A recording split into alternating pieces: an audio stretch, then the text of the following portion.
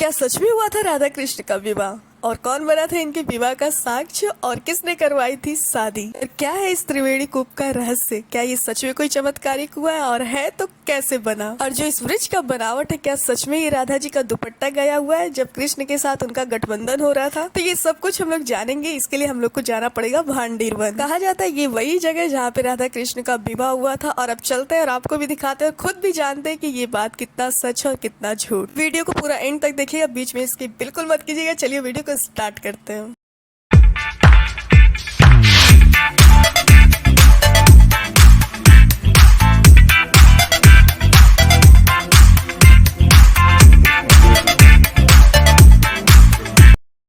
Hello friends, तो welcome back to my channel. और कैसे हैं आप सब? आई होप आप लोग बहुत ज्यादा अच्छे होंगे और आप लोग के आशीर्वाद से मैं भी बहुत अच्छी हूँ। तो आज का जो ब्लॉग है बहुत ही स्पेशल है, क्योंकि आज हम आप लोग को ले जाने वाले हैं भांडीर वन। कहते हैं ये वही पवित्र स्थान है जहाँ पे मेरे राधा कृष्ण एक दूसरे के लिए 7 जन्मों के लिए एक हो गए थे। वैसे तो कहने को वो हमेशा से एक ही है, 2 जिस्म है पर जान एक ही है। और इस जगह उन्होंने विवाह करके 2 जिस्म से भी 7 जन्मों के लिए एक हो गए। तो चलिए चलते जल्दी से अंदर और करवाते हैं आपको राधा कृष्ण के दर्शन। तो मंदिर में जाने से पहले आपको साइड में दिखेगा फूल सिंदूर माला, आप उसको खरीद लीजिए और पंडित जी को दे दीजिए। पंडित जी चढ़ा के आपको प्रसाद के रूप में जो देना होगा वो दे देंगे। कहा जाता है ये मंदिर इसलिए भी फेमस है कि आपको वृंदावन में हर जगह कान्हा के हाथ में बांसुरी दिखाई देगा, पर ये ऐसा मंदिर है जहाँ पे कान्हा के हाथ में सिर्फ चुटकी में सिंदूर नजर आएगा। और यहाँ पे ब्रह्मा जी राधा कृष्ण की शादी करा रहे हैं। और अब आपको दिखाते 2 ठगों के बीच फंसी अष्ट रानियां। एक बार की बात है, ये 8 रानियों को दुर्वासा ऋषि को भोजन कराना था और यमुना नदी की लहरें बहुत ही तेज थी। तब ये कहती है हे कृष्ण कुछ करो जिससे ये लहरें कम हो जाए। तो कृष्ण जी कहते हैं जाके यमुना मैया से कह देना कि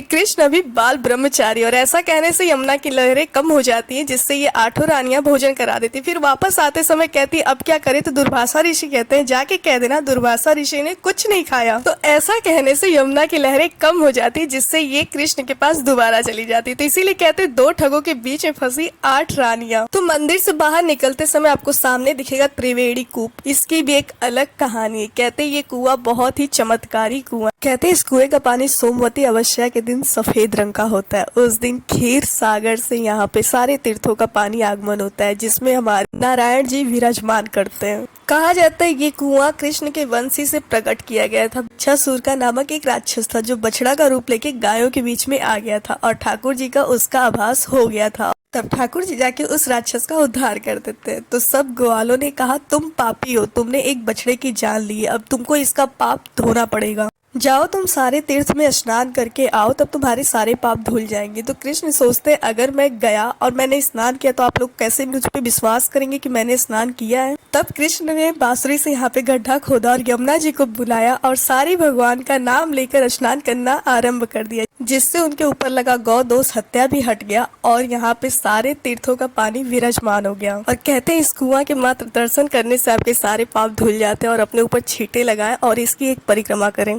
और इस कुएं की एक और भी खासियत है। कहते हैं ये कुआं महिलाओं के लिए बहुत ही महत्वपूर्ण है। जिन महिलाओं को गर्भ धारण करने में दिक्कत आती है या फिर सिर्फ बेटी होती है, वो यहाँ पे आके स्नान करे और गाय के गोबर से स्वास्तिक बना के राधा जी को प्रसन्न करे, उनको बेटा ही होगा। ये रहा मेरे कृष्ण का सेहरा जब उन्होंने अपनी शादी में इसको पहना था। तो चलिए अब आपको वो जगह भी दिखाते हैं जहाँ पे राधा कृष्ण का मंडप बना था। तो ये है भांडीर वन। उस समय ये जंगल हुआ करता था जब नंद बाबा अपने 9 लाख गैया को यहाँ पे चराने के लिए आते थे।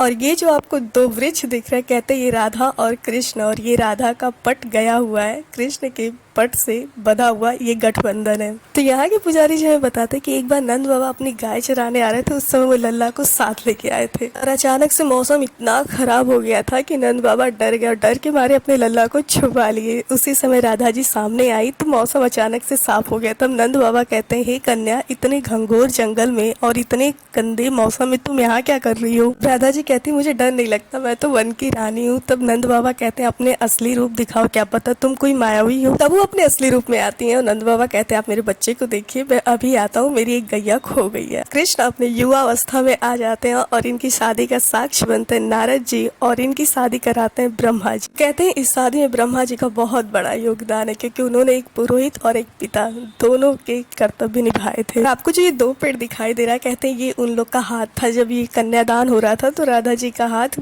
ब्रह्मा जी ने कृष्ण के हाथ में दिया था। ये रहा उनका मंडप। और अब भाई कितना साक्ष्य चाहिए मेरे राधा कृष्ण के विवाह का। तो अब इसके बारे में आपसे कोई भी सवाल जवाब करे तो ये वीडियो उसको सेंड कीजिएगा, और वीडियो अच्छी लगी तो लाइक शेयर सब्सक्राइब जरूर कीजिएगा। मिलते हैं बहुत जल्द इस ब्लॉग में। Take care and bye bye.